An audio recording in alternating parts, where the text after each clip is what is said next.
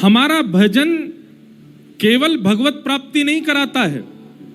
आप भजन करते हो, भजन से आपको ठाकुर जी मिल जाएंगे, ये एक बात है। पर दूसरी बात यह भी है कि आप भजन करते हैं तो आप एक ऐसा ऑरा लेकर के चलते हैं कि सामने वाला व्यक्ति आपके उस ऑरे में जब आता है तो असत्य भूल जाता है, वो नहीं बोल पाएगा आपके सामने। सामने वाला व्यक्ति आपके ऑरा में जब आएगा तो वो वह सब नहीं कर पाएगा जो वो रेगुलर बेसिस पर करता है। उस व्यक्ति के चित्त में कहीं ना कहीं ठाकुर जी के प्रति प्रेम प्रकट होता है। इसलिए भजन केवल इसलिए नहीं करना है कि हमको ठाकुर जी मिले, भजन इसलिए भी करना है कि वैष्णव जब चलता है, जब घूमता है, जब विचरण करता है, उसके विचरण से ना जाने कितनों का चित्त पवित्र होता है।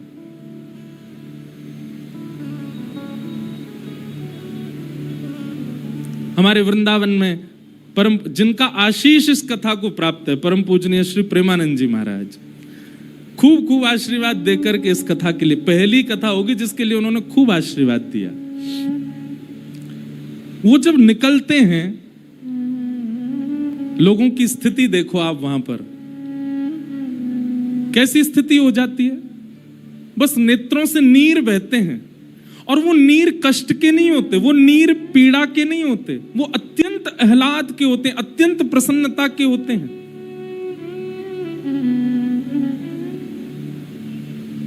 कितने लोग घुटने पर बैठ करके अपने विषादों को, अपनी जीवन की समस्त पीड़ाओं को केवल उनके दर्शन मात्र से उनको लगता है कि बस सब नष्ट हो गया। ये आज की बात नहीं है, सदा सर्वदा से हमारे भारत में ऐसे ऐसे लोग जन्म लिए हैं। इस्कॉन के स्थापक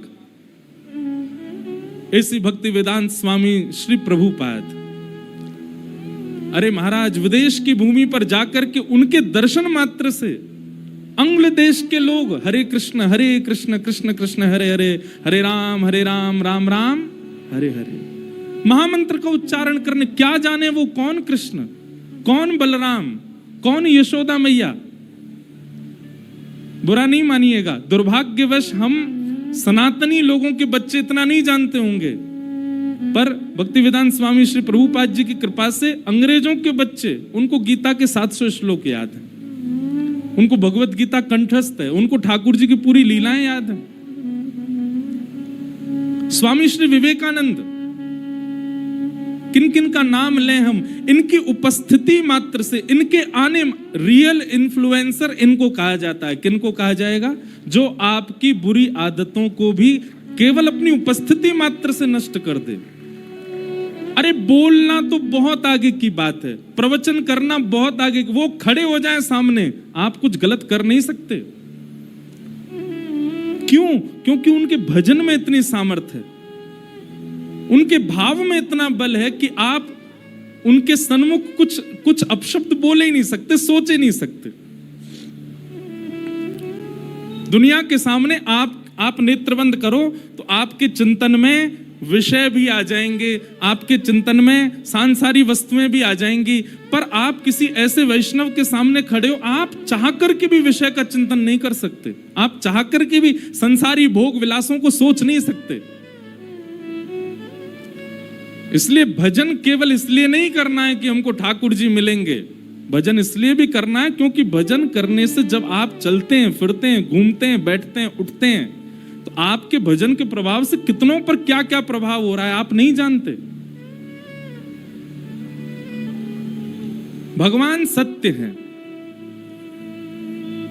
कितना भी बड़ा झूठा व्यक्ति क्यों ना हो, ठाकुर जी के आगे सत्य ही बोलता है, वहां असत्य नहीं बोल सकता। हम एक बात कथा में कहा करते हैं, बहुत ध्यानपूर्वक सुने सब लोग, इधर देखो, यहां देखो, 3 घंटा बस हमको ही देखना आपको, और बिल्कुल यूं चिंता मत करियो कि हमने ज्यादा देखो तो व्यास जी को नजर लग जाएगी, बिल्कुल नहीं लगेगी।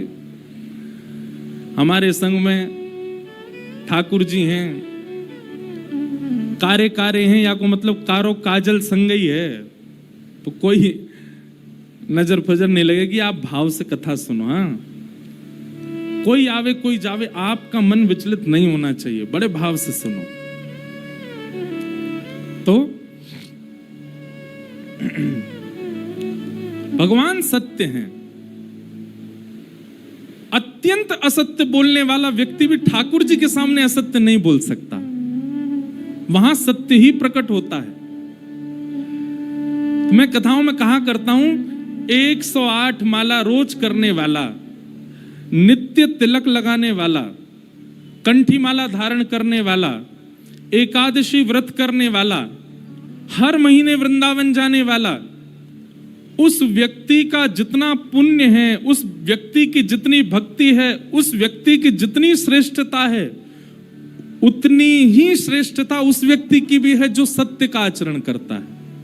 भले ही वो तिलक नहीं लगाता है, भले ही वो एकादशी नहीं रखता है, भले ही वो कंठी नहीं पहन पाता, भले ही वो वृंदावन नहीं जा पाता, पर सत्य वचन बोलता है, सत्य का आचरण करता है। ऐसा व्यक्ति भी पुण्यात्मा है, ऐसा व्यक्ति भी साधक है। क्यों? वो सत्य की उपासना कर रहा है। तो भगवान का पहला स्वरूप क्या है? सत्य। वे सत्य हैं। और कैसे सत्य? बोले त्रिकाला बाधित सत्य हैं। जब हम नहीं थे वृंदावन तब भी था, आज हम हैं वृंदावन आज भी है, हम नहीं रहेंगे वृंदावन बिहारी लाल, कुंज बिहारी लाल, राधा रमन लाल तब भी रहेंगे। अरे जब ये स्वरूप प्रकट नहीं हुए थे वृंदावन तब भी था। वृंदावन कोई ब्रह्मा की बनाई कृति नहीं है। वृंदावन को तो हमारी श्यामा जी ने अपने स्वयं के निज कर से बनाया है। वृंदावन का एक एक कण, वृंदावन में एक एक पौधा, वृंदावन की एक एक गली कूचा, वृंदावन की एक एक वस्तु श्री जी ने पधराई है। इसलिए उसके प्रति कभी दुर्भावना नहीं लानी चाहिए चित्त में।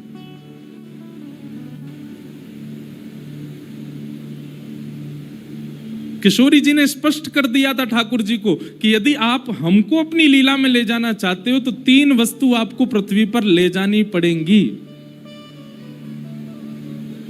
यत्र वृंदावनम नास्ति यत्र नो यमुना नदी यत्र गोवर्धनम नास्ति तत्र नो रमते मनः। वृंदावन, यमुना जी और श्री गोवर्धन, ये 3 ब्रह्मा ने नहीं बनाए हैं। इन तीनों का निर्माण श्री गोलोक धाम में स्वयं हमारी वृषभानु दुलारी श्यामा जी ने निज कर से किया है। श्री जी यहीं विरह करती रहती, यहीं विहार करती रहती हैं, कहीं नहीं जाती। जब ठाकुर जी आ रहे थे ब्रज भूमि पर लीला करने के लिए, श्री जी को कहा आप भी चलो, तो श्री जी ने कहा ये 3 जहां होते मैं वहीं रहती हूं, मेरा इनके अलावा मन नहीं लगता। तब ठाकुर जी गोलोक धाम से रेप्लिका भी नहीं, कॉपी भी नहीं, साक्षात वृंदावन यमुना जी और श्री गोवर्धन को लेकर के वृंदावन आए, भूमि पर आए और आकर के उसको व्यवस्थित किया। तब हमारी किशोरी जी पधारी, तब हमारी लाडली जी आई। इतना प्रिय है किशोरी जी को वृंदावन। आज कथा में आने से पहले वृंदावन महिमामृत एक ग्रंथ है, उस ग्रंथ को मैं देख रहा था। तो उस ग्रंथ में श्री प्रबोधानंद सरस्वती वो वृंदावन की महिमा बताते हुए कहते हैं, बहुत ध्यान से सुनिएगा।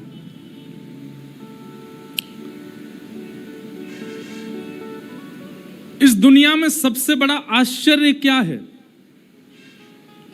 इस दुनिया में सबसे बड़ा आश्चर्य है भगवान, सबसे बड़े आश्चर्य। और उन आश्चर्य रूपी भगवान ने दुनिया बनाई तो निश्चित है कि दुनिया भी आश्चर्य रूप से भरपूर है। वो 7 वंडर्स नहीं, 7 आश्चर्य नहीं जो लोग देखने जाते हैं, पर दुनिया में हर वस्तु, मैं भी आश्चर्य हूं, आप भी आश्चर्य हो, हम सब आश्चर्य हैं। क्यों? क्योंकि हमको आश्चर्य रूपी भगवान ने बनाया है। आश्चर्य का मतलब समझते हैं ना? आश्चर्य रूपी भगवान ने सृष्टि को बनाया तो निश्चित है कि सृष्टि आश्चर्यजनक है। आश्चर्यजनक भगवान ने आश्चर्यजनक सृष्टि को बनाया, पर ऐसे आश्चर्यजनक भगवान जिनको देख के ब्रह्मा भी आश्चर्यचकित हो जाता है, वह श्री कृष्ण भी वृंदावन को देख करके आश्चर्य में रहते हैं। वह श्री जी भी वृंदावन को देख करके आश्चर्य में रहती हैं। वह सब सखियां भी, बलराम जी भी, ये सब वृंदावन को देख करके आश्चर्य में रहते हैं कि ये कैसा है। श्रीमद् भागवत में केवल वृंदावन के लिए लिखा है, वृंदावनम संप्रविश्य सर्वकाल सुखावम। ठाकुर जी इतने प्रसन्न हुए, जैसे ही वृंदावन आए तो वृंदावन आते ही ठाकुर जी की प्रसन्नता में नेत्रों से अश्रुबिंदु प्रकट हो गए। इतने प्रसन्न हो गए ठाकुर जी।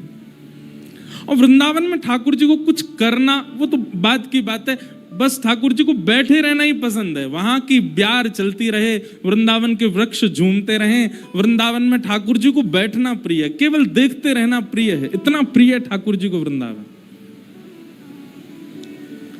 ऐसा वृंदावन, तो वृंदावन भी सत्य है। जैसे ठाकुर जी का स्वरूप सत्य है, वृंदावन भी सत्य है। क्यों? हजारों लोग वृंदावन जाते हैं और सबके चित्त में वृंदावन ऐसे घर करके बैठ जाता है। जो एक बार जावे, वृंदावन में भीड़ खूब, वृंदावन में व्यवस्था इतनी ज्यादा नहीं है, वृंदावन में प्रशासन के इतने वो हैं, बिहारी जी भी अगर दर्शन करना हो तो बहुत योजनाएं बनानी पड़ती हैं, पर फिर भी वृंदावन सबको इतना प्रिय क्यों है? क्योंकि वह वृंदावन ठाकुर जी को अति प्रिय है। इसीलिए जब वृंदावन रसामृत पद लिखा गया तो उस पद की प्रथम पंक्ति में यही शब्द आए, श्यामा हृदय कमल सो प्रगट्यो। हम विश्राम में पूरा गाएंगे, पर अभी एक भाव है, श्यामा हृदय कमल सो प्रगट्यो, श्याम हृदय को भाई वृंदावन प्यारो वृंदावन, श्री वृंदावन मेरो वृंदावन।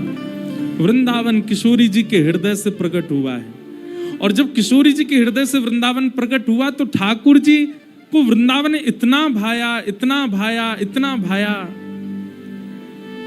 अरे भैया, किसी को कोई स्थान भा जाए तो वो वहां एक घर बनाता है। जैसे चंडीगढ़ के लोगों को शिमला भा जाए तो शिमला में एक घर बना लेते, ज्यादा पैसा आ जाए तो।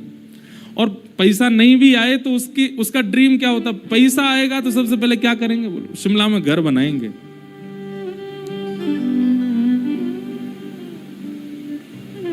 और कौन सी जगह कल जो हम देख रहे थे, आपके घर से जो दिखती है, कौन सी जगह है वो? कसौली, वहां घर बनाएंगे। किसी को कोई स्थान भा जाए तो वहां एक घर बनाने की सबका ड्रीम होता है। पहाड़ पर तो विशेष रूप से। हमारे ठाकुर जी ने वृंदावन में 5000 घर बनाए। कितने? 5000 से ज्यादा मंदिर हैं वृंदावन में। वृंदावन का मतलब आप केवल वही मत समझा कीजिए छठीगरा से लेकर के और यमुना जी तक। संपूर्ण 84 कोस जो है ये पूरा वृंदावन ही है। पर जहां बिहारी जी विराज रहे हैं, राधा वल्लभ जी विराज रहे हैं, राधा रमण जी विराज रहे हैं, यमुना जी बह रही हैं, गोपेश्वर महादेव हैं, ये उस 84 कोस वृंदावन का मध्य है, सेंटर है। बाकी वृंदावन तो पूरा 84 कोस का है। संपूर्ण 84 कोस में 5000 से ज्यादा मंदिर है। मंदिर मतलब ठाकुर जी ने घर बनाए हैं। इतना प्रिय है ठाकुर जी को वृंदावन। और जो ठाकुर वृंदावन से चले भी गए, मदन मोहन जी, गोपीनाथ जी, गोविंद देव जी, वो जहां जाके विराजे वृंदावन वहां प्रकट कर लिया। आप कभी जयपुर जाइए, जयपुर में गोविंद देव जी जाइए, आपको ऐसा लगेगा ही नहीं कि आप राजस्थान में हो, ऐसा लगेगा वृंदावन में ही है।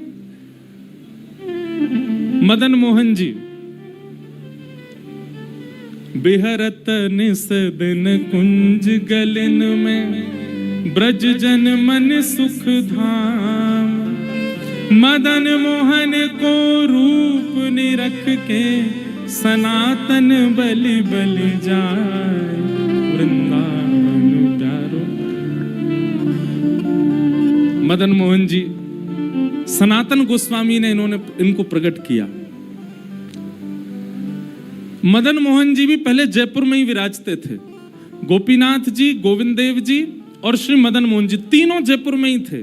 बहुत ध्यान से सुनिए सब लोग।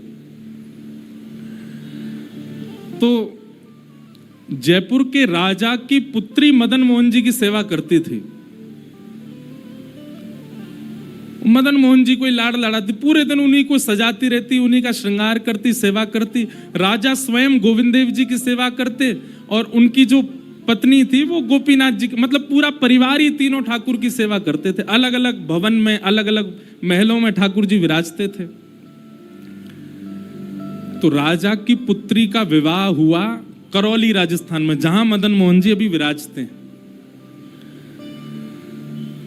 तो राजा की पुत्री का जब विवाह हुआ तो पुत्री से राजा ने कहा, बिटिया ये बताओ तुम्हारा विवाह है, तुमको हम दहेज में क्या दें? वैसे तो हमने सब दिया, लेकिन फिर भी तुम्हारी कोई इच्छा हो तो मांगो। उसने कहा, पिताजी मुझे सबसे ज्यादा प्रेम श्री मदन मोहन जी से है। आप माता जी और पूरा परिवार गोविंद देव जी, गोपीनाथ जी की सेवा किया करो। मदन मोहन जी को मैं ले जाऊं अपने साथ, अपने ससुराल में इनकी सेवा करूंगी। बड़ी अच्छी कथा है, ध्यान से सुनना। राजा रोने लगा, अपनी पुत्री के चरणों में सर झुका के बोला, मुझे क्षमा कर दे पुत्री, तू जो मांगेगी सो दूंगा, पर ये मेरे हृदय है, मैं इनको नहीं दे सकता। मैं वृंदावन से मुगलों से बचा करके इनको लेके आया हूं। वैसे तो ठाकुर जी को बचने की कोई आवश्यकता, ठाकुर जी कृपा करके आए हैं जयपुर में राजा के ऊपर, पर इनको देख करके मेरे प्राण बचते हैं। तू जो मांगेगी सो दे दूंगा। पर मदन मोहन जी बोले, पिताजी गोविंद देव जी, गोपीनाथ जी हैं ना आपके पास में, मदन एक ठाकुर जी मुझको दे दो। यहां राजा की जिद हो गई, नहीं दूंगा। पुत्री की जिद हो गई कि मुझे तो चाहिए, नहीं तो मैं विदाई नहीं होंगी। राजा की पत्नी ने भी कहा, अब इतनी कह रही है तो आप दे दीजिए ना, हमारे पास 2 ठाकुर हैं, इनकी सेवा हम करेंगे विस्तार से। और वैसे भी मदन मोहन जी की पूरी सेवा बचपन से उसने ही की है। तो राजा ने एक प्रस्ताव रखा। बोले, अच्छा पुत्री एक काम करते हैं। बोले, क्या? मैं तेरी आंख पे पट्टी बांधूंगा और आंख पे पट्टी बांध करके मदन मोहन जी जैसे 7 स्वरूप तेरे सामने खड़ा करूंगा, जिनमें से 6 स्वरूप जो होंगे वो मैं बनवाऊंगा और 1 स्वरूप वास्तविक मदन मोहन जी होंगे। आंख पे पट्टी बांध करके तुझे स्पर्श करके अगर तूने असली मदन मोहन जी को पहचान लिया तो मैं ये मान जाऊंगा कि तू नहीं, ठाकुर जी तेरे संग जाना चाहते हैं। ठाकुर जी की इच्छा पता चल जाएगी। तो राजकुमारी बोली, ठीक है, आप ये प्रयोजन कीजिए। राजा ने महाराज कारीगरों को बुलवाया और मदन मोहन जी के डिट्टो कॉपी 6 स्वरूप बनवाए और 6 स्वरूप बनवा करके मदन मोहन जी सहित 7 स्वरूपों को खड़ा किया। पुत्री के आंख पर पट्टी बांध दी, एक जैसा इत्र, एक जैसी पोशाक, एक जैसा मुकुट, एक जैसा श्रृंगार, सब कुछ बिल्कुल एक जैसा। और कहा, पुत्री अब तू इनमें से जो 7 में से पहचान लेगी, अगर असली तेने पहचान लिए तो मैं तेरे संग भेज दूंगा। उसने हाँ तो बोल दिया, लेकिन वो कांपने लगी, घबराने लगी। जैसे उसने नेत्रबंद किए तो कथा ऐसी है कि वो रात्रि में जब सोई, अगले दिन परीक्षण होना था, तो रात्रि में जब सोई तो बहुत रोई और ठाकुर जी से कहने लगी, नाथ मैं आपसे बहुत प्रेम करती हूं, मैं आपके बगैर नहीं रह सकती, पर मेरे पिताजी की बहुत जिद है। अब कहीं मैं आपको नहीं पहचान पाई, मेरे तो प्राण ही निकल जाएंगे, विदा होना तो बहुत दूर की बात है।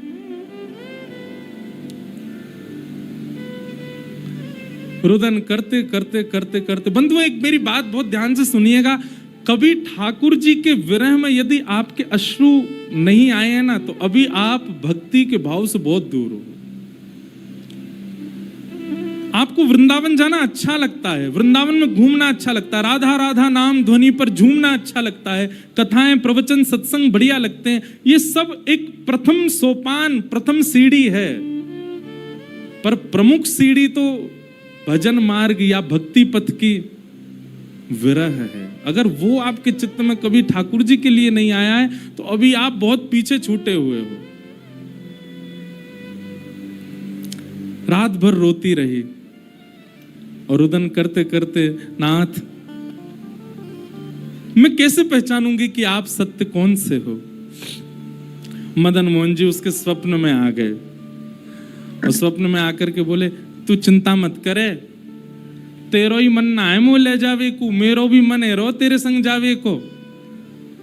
अरे जे सब मेरी सेवा तो करें, पर तेरी जैसी सेवा तो कोई करेगा ना, मेरो भी बड़ो मन है तेरे संग चलवे को। तो उसने कहा, तो नाथ कुछ कृपा तो करो। बोले हाँ मैं एक काम करूंगा। बोले कहा, तू सबरे स्वरूपन को जब स्पर्श करेगी ना, तो असली मदन मोहन जो मैं हूं, तू मेरे हाथन को स्पर्श करियो। तो हाथ कैसे? ऐसे। ठाकुर जी त्रिभंग लली ठाकुर जी हैं, तो ठाकुर जी बोले तू मेरे हाथन को स्पर्श करियो, तो जितने मेरे अन्य स्वरूप हैं 6 वो तो ऐसे ही रहेंगे, लेकिन जैसे ही तू वास्तविक मेरे सामने आवेगी, सो मैं अपनी इकन्नी उंगली उठा दूंगा, अपनी कोने वाली उंगली उठा दूंगा।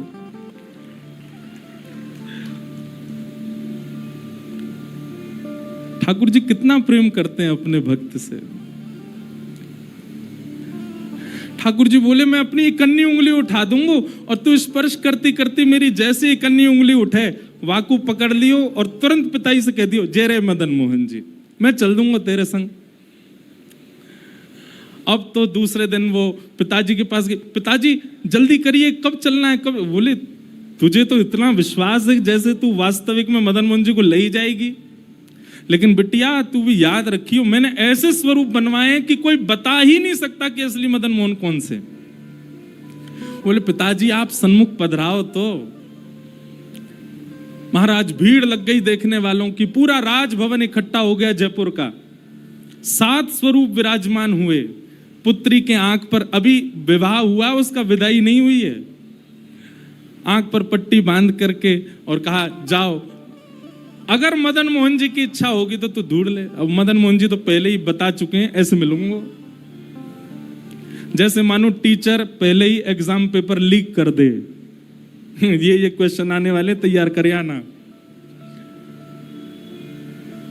उसने जाग करके जैसे स्वरूप स्पर्श करने प्रारंभ किए, पहला बोले ये नहीं है, दूसरा स्पर्श किया, ये भी नहीं है। ठाकुर जी खड़े थे 5वीं पंक्ति में, 5वें वाले थे। तीसरे स्पर्श किए, बोले ये भी नहीं है। चौथे किए, बोले ये भी नहीं है। जैसे ही 5वें का स्पर्श किया और मुखमंडल का स्पर्श किया, गले का स्पर्श किया, वक्ष का स्पर्श कर, जैसे ही ठाकुर जी की भुजा पकड़ी, सो ही ठाकुर जी ने अपनी इकन्नी उंगली हिला दी। और जैसे ही इकन्नी उंगली हिलाई, उसने तो, पिताजी यही है मदन मोहन जी। आहा, राजा के तो नेत्रों से आंसू गिर गए, चरणों में गिर गए, उठ करके अपनी बिटिया को गले से लगा लिया, कान में बोले बोले मैंने इकन्नी उंगली हिलते हुए देख ली। मुझे ये बात पता चल गई है कि भैया तेरी जिद नहीं है इनको ले जाने की, इनकी भी जिद है तेरे संग जाने की। और महाराज गाजे बाजे रथ में आरूढ़ करके श्री मदन मोहन लाल जी करौली राजस्थान को प्रस्थान किए। बोलो मदन मोहन लाल की। बिहरत निस दिन कुंज गलन में, ब्रज जन मन सुख धाम। मदन मोहन को रूप निरख के, मदन मोहन को रूप निरख, सनातन बल बल जाए। वृंदावन प्यारो वृंदावन, श्री वृंदावन मेरो। ये भैया ऐसे ही भजन नहीं बना है, ये ऐसे ही आपके झूमने के लिए कीर्तन नहीं, ये पूरा वृंदावन समाविष्ट करवा दिया हमारे गिरधरलाल जी ने एक ही पद में। पूरा वृंदावन विराज रहा है।